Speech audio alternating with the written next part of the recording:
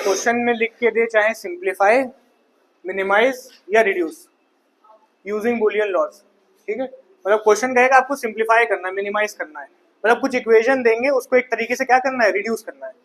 तीनों में से कुछ भी लिख दे, समझ जाना हमें यही करना है जो हम कराने वाले हैं, ठीक।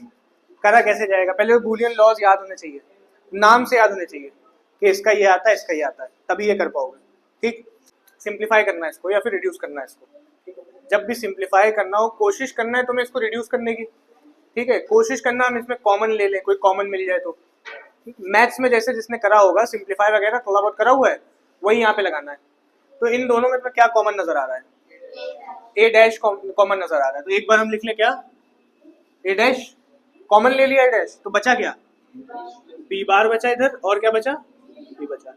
एक स्टेप सॉल्व करा, यहाँ साइड में लिख देना हमने क्या करा है, टेकिंग कॉमन, जो करना है वो लिखते आना है, ठीक। नेक्स्ट स्टेप देखो, बी बार प्लस बी, क्या कोई बूलियन लॉ है जो कि इसको सॉल्व कर दे, कॉम्प्लीमेंट्री लॉ। कॉम्प्लीमेंट्री लॉ कहता है A plus A bar equals to 1, सही है। तो मतलब ये जो बी बार प्लस बी है इसको हम क्या लिख सकते हैं, हटा के 1 लिख सकते हैं, ठीक है। तो मतलब इसको सॉल्व कर लिखेंगे ए बार, और इसको हटा के क्या लिख दें, किस चीज से निकाला आपने ये, बाय कॉम्प्लीमेंट्री लॉ, ठीक, सही है। अब क्या बचा है यहाँ पे, ए बार और 1 बच रहा है, प्रॉपर्टी ऑफ 1 लगाओ और देखो कोई नंबर ए से मल्टीप्लाई होता है तो क्या आता है, 1 से मल्टीप्लाई होता है तो क्या आता है। प्रॉपर्टी ऑफ 1 क्या कहती है, कोई साइन नहीं, डॉट है ना, तो कोई भी नंबर 1 से डॉट होता है तो क्या आता है, वही नंबर आ जाता है। मतलब यहाँ पे क्या आएगा, ए डैश, यहाँ लिख दे बाय प्रॉपर्टी ऑफ 1, रिड्यूस हो गई है, ये बची। जब तक रिड्यूस करना है जब तक चांस हो।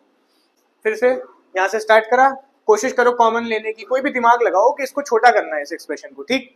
हमने कॉमन लिया, क्या कॉमन मिल गया, ए बार कॉमन मिल गया, ए बार लिख लिया। इधर क्या बचा, बी बार बचा, देखो बी बार लिख दिया, इधर क्या बचा, बी बचा, प्लस का लगा के लिख दिया, सही है, लिख दिया बाय टेकिंग कॉमन।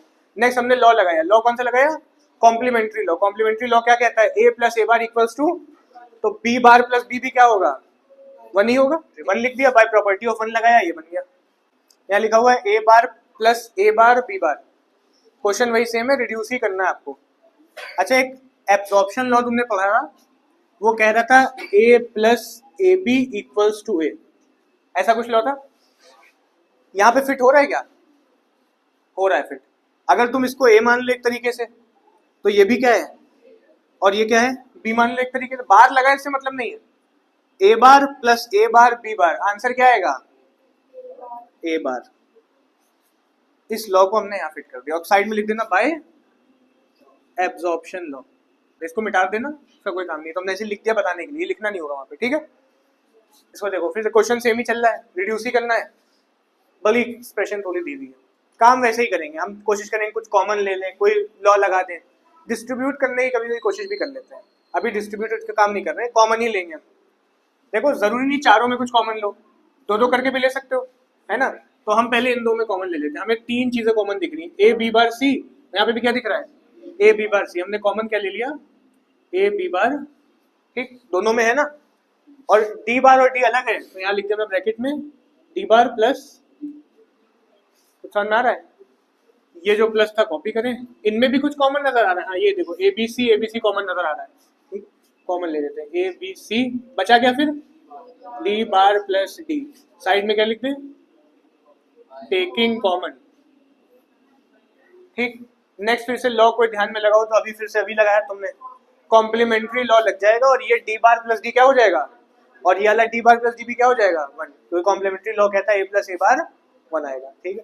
तो ये क्या बना, ए बी बार सी, और यहाँ क्या आ गया 1 प्लस ए बी सी, और यहाँ क्या आ गया, साइड में क्या लिखे, बाय कॉम्प्लीमेंट्री लॉ, ठीक है ना।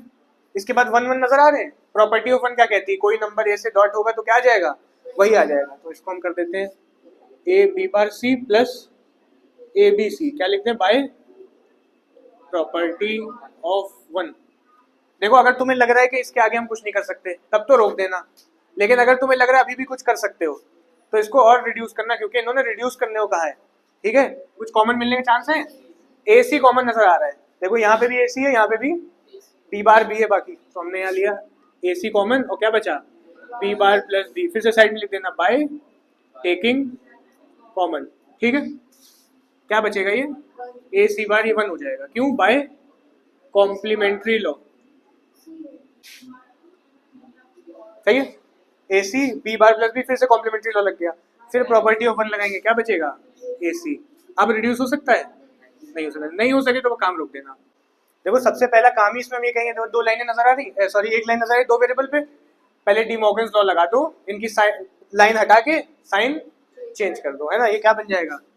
X bar plus Y bar plus X bar plus X Y, side में लिखते by De Morgan's law. Next step क्या करा जाए? देखो अगर तुम देखो नजर आ रहा है एक्स बार, भले ही इधर एक्स बार है ना, थोड़ा सा इधर किसका हुआ है, लेकिन एक्स बार पे भी एक लॉ है, आइडेम्पोटेंस लॉ कहता है a plus A equals to A. क्या कहता है? a plus A equals to A. तो भैया ये a मान लो, इसको भी a मान लो, तो मतलब ये x बार हट के क्या आ जाएगा? सिर्फ एक x बार आ जाएगा, दो x बार है ना, एक x बार आ जाएगा, पर ये थोड़ा सा दूर है, पहले इसको जरा इधर ले आए, कम्यूटेटिव लॉ। क्या कर ले इसको? x बार और इस x बार को इधर ले आए, क्या हो जाएगा? फिर से x बार प्लस y बार प्लस एक्स वाई। इस लाइन में किसी को दिक्कत है?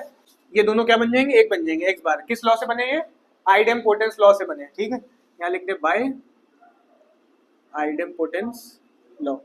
और क्या एक्सप्रेशन बचेगी? ये दोनों एक हो गए, मतलब बचा y बार प्लस एक्स वाई। यहाँ तक कोई दिक्कत? अब देखो कुछ नजर नहीं आ रहा, फिर से हमको क्या करें, इसके अंदर हम डिस्ट्रीब्यूटिव लॉ लगा के देख लेते हैं। ये जो y बार है ना, एक बार ये x से प्लस हो जाएगा, और ये जो y बार एक बार y से प्लस हो जाएगा। डिस्ट्रीब्यूटिव लॉ क्या कहता है?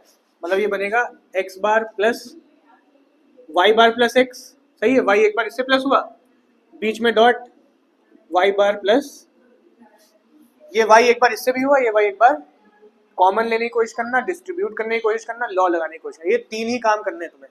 तो हमने इस बार क्या कर दिया? डिस्ट्रीब्यूट कर दिया। यहाँ साइड में लिख दे बाय। ठीक, अब और कुछ कोशिश करो। देखो y बार प्लस y कट जाएगा, किससे कट जाएगा? कॉम्प्लीमेंट्री लॉ से कट जाएगा, मतलब बचा x बार प्लस y बार प्लस x, और यहाँ क्या बचा? डॉट 1, सही है, लिख दे बाय कॉम्प्लीमेंट्री लॉ। अच्छा डॉट 1 हो रहा है तो क्या हो जाएगा? फिर वही आ जाएगा, मतलब बचा x बार प्लस y बार प्लस x, 1 हट गया, बाय प्रॉपर्टी ऑफ 1। खुलेगा ये खुलेगा x बार प्लस y बार, है ना, प्लस x बार प्लस x। अब फिर से ये क्या बचेगा? ये बचेगा 1। कैसे बचा? कॉम्प्लीमेंट्री लॉ से बचा। यहाँ पे क्या आया? x बार प्लस y बार प्लस 1 से कोई नंबर प्लस होता है, क्या आ जाता है? ठीक है, आंसर आ रहा है क्या? 1। ठीक है, फिर से कॉमन लेने की कोशिश करें, कॉमन मिलेगा। x बार z बार कॉमन मिल रहा है ना, कॉमन ले लिया हमने, x बार z बार, बच क्या गया? बचा y बार प्लस y, सही है, प्लस का साइन कॉपी करा, इनमें कॉमन लो, क्या कॉमन मिल रहा है? x और z बार, क्या बच गया? y बार प्लस y, फिर से वही बचा। ठीक, यहाँ क्या लिख लोगे? By taking common. आगे यहाँ पे करें, क्या बचा? x z बार y बार प्लस क्या हो जाएगा? 1 बाय कॉम्प्लीमेंट्री लॉ, प्लस लगाया x z बार, यहाँ पे क्या हो जाए? फिर क्या लिख दोगे यहाँ? By complementary law. इनमें देखिए क्या कॉमन मिलेगा? z बार कॉमन, पहले तो 1 से हटा दें, जो 1 से डॉट हुआ पहले वो खत्म करें। क्या बचा? x bar z bar plus by property of 1। इनमें कॉमन ले, क्या कॉमन मिलेगा? z बार कॉमन मिला, सही है। क्या बचा? x बार प्लस x, सही है। क्या लिखा है यहाँ पे? बाय टेकिंग कॉमन, फिर से कॉमन लिया आपने, क्या बचा? z बार, ये क्या हो गया? बाय कॉम्प्लीमेंट्री लॉ, ठीक है, मल्टीप्लाई हो गया, क्या बचा? z bar by property of 1। ठीक है, फिर से ट्राई करना है कॉमन लेने की। देखो इनमें एक्स वाई है, इनमें वाई जेड है, कॉमन मिल सकता है हमको वाई कॉमन मिल जाएगा, बचेगा एक्स प्लस जेड, कोई फायदा नहीं होगा। एक्स प्लस जेड फिर कोई लॉ से सॉल्व हो पाएगा?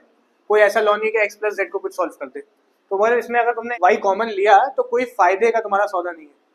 तो अगर नहीं हो पा रहा है तो फिर दूसरे से सोचना कि अगर हम इनको कॉमन ले लें तो क्या कुछ हो सकता है, तो खिसका देना, ठीक है।